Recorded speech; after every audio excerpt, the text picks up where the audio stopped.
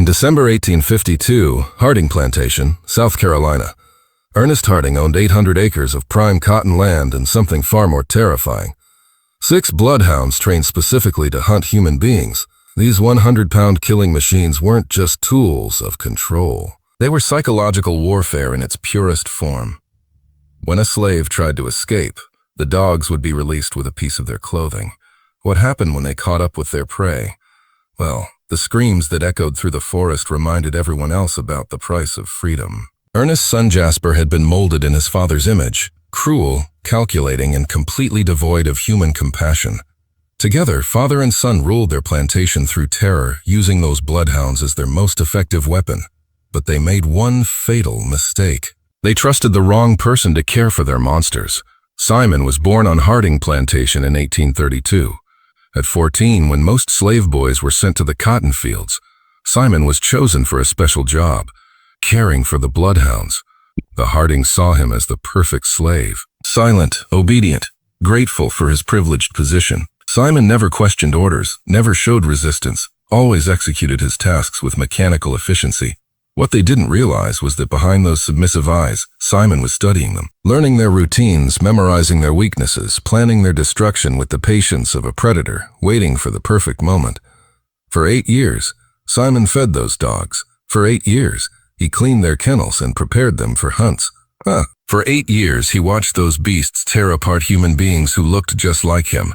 And for 8 years, he was learning exactly what it would take to feed them something different. The breaking point came in winter 1849. Simon's 17-year-old sister Elaine worked in the main house as a domestic. She was beautiful, intelligent, and the one ray of light in Simon's dark world. That's when overseer Morai Thorne noticed her. Thorne was a 40-year-old man known for his exceptional cruelty, even by the standards of the time. He had developed a perverse system where he selected young slave women for special services, always with Ernest Harding's silent approval. Elaine tried to resist Thorne's advances for weeks, but Thorne's threats were specific and terrifying. He promised to have Simon devoured alive by the bloodhounds if she continued to reject him. The emotional blackmail worked perfectly, and Elaine submitted to the abuse to protect her brother. The abuse continued for months. Thorne forced Elaine to meet him in different locations around the plantation, in the barn during nights, in the main house when the family was absent, even near the bloodhound kennels as a perverse way to reinforce his threats. Simon noticed the changes in his sister long before discovering the cause. Elaine, who had always been communicative and affectionate, became withdrawn and silent. She avoided eye contact, startled at sudden noises, and developed the habit of washing her hands, compulsively. When Simon finally learned the truth, something fundamental broke inside him. But he didn't act in rage. Instead, he began to plan with the cold calculation of a chess master. The discovery of Elaine's pregnancy came at the end of summer 1849. Ernest Harding reacted with the calculating coldness that characterized all his business decisions. For him, a pregnant slave represented both a future investment and an immediate problem. The solution was simple and profitable. Sell her to another plantation. The sale was arranged with shocking speed. Less than a week after the discovery, a slave trader from Savannah arrived with documents already prepared. Elaine was evaluated like livestock, her teeth examined, her muscles tested, her pregnancy confirmed by a humiliating examination conducted in front of strangers. Simon watched his sister leave from outside the main house, forced to maintain a neutral expression while his world collapsed. He saw Elaine chained alongside other slaves in the trader's wagon, her eyes meeting his for one last moment before she was taken away forever. In that instant, the last piece of Simon's humanity died. What replaced it was something far more dangerous, a patient, calculating predator who would wait years for the perfect moment to strike. Dorinda, Simon and Elaine's mother, never recovered from losing her daughter. She began to waste away physically, refusing to eat properly, and losing interest in everything around her.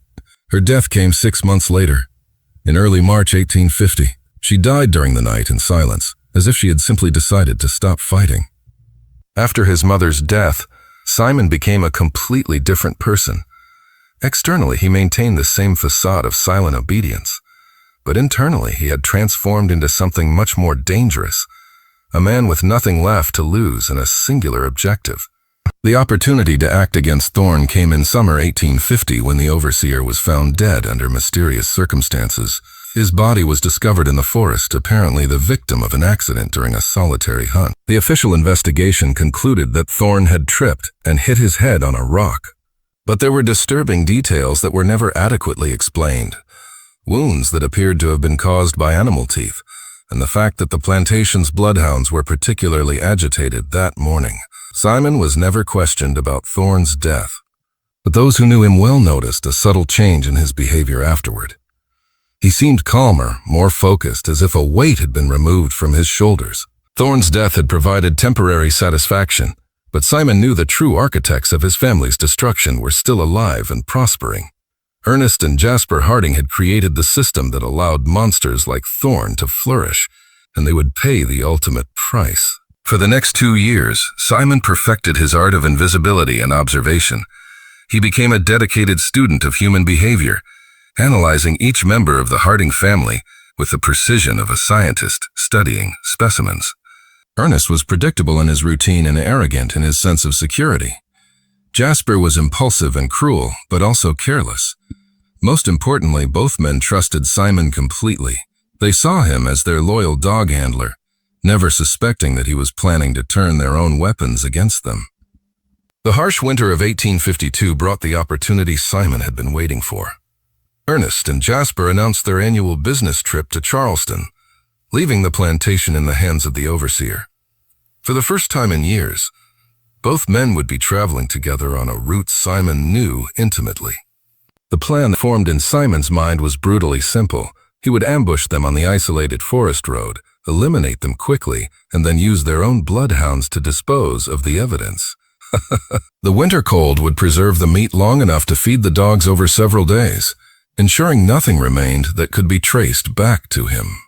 On the morning of December 10th, 1852, Ernest and Jasper departed in their carriage, completely unaware that they were riding toward their own destruction. Simon had spent weeks preparing for this moment, studying the route, positioning an old bear trap he'd found on the property, recruiting a young accomplice named Joshua, who had his own reasons for wanting revenge.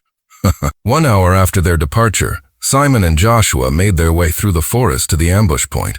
The intense cold made each breath visible, but also muffled sounds, creating perfect conditions for what they planned to do. When the carriage's front wheel hit the hidden trap, the device closed with a metallic snap that echoed through the forest. The horses reared in panic, causing the carriage to overturn violently and throwing both men onto the frozen ground. Simon and Joshua emerged from their hiding places, moving with the precision of experienced predators. In less than 5 minutes, both Ernest and Jasper were tied up and defenseless.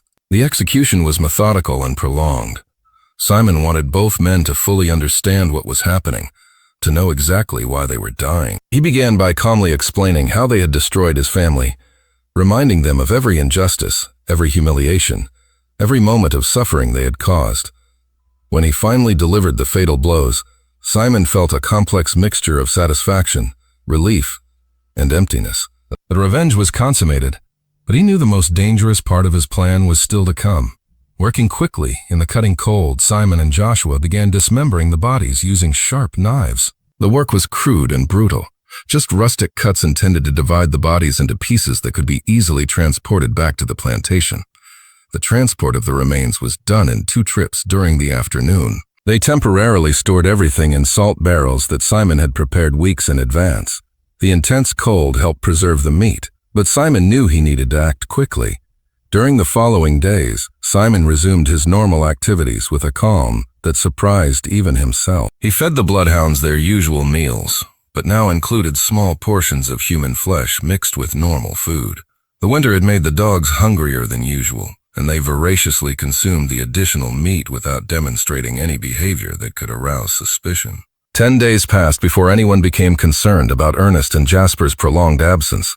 When the local sheriff finally began investigating, he discovered evidence of violence at the ambush site, blood stains, torn clothing, and signs of a struggle. But the most disturbing discovery came when they searched the bloodhound kennels. Buried in the frozen earth around the kennels, they found small fragments of human bones that had been gnawed clean by powerful jaws. Simon was interrogated along with all the other slaves, but his special position as caretaker of the Bloodhounds actually helped deflect suspicion.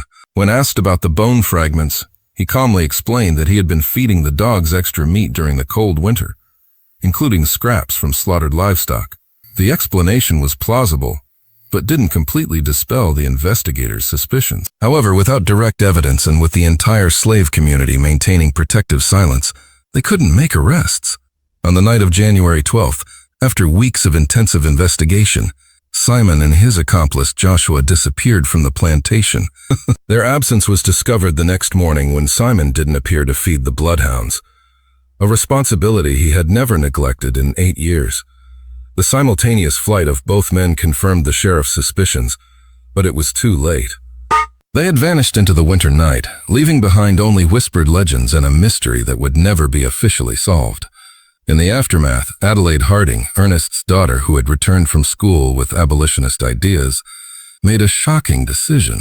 Horrified by the brutal nature of her family's deaths and disgusted by the system that had created such violence, she freed all 22 slaves on the plantation and moved north to join the abolitionist movement. The complete truth about the murders remained buried for decades, guarded by the sealed lips of those who had been freed by Adelaide's decision.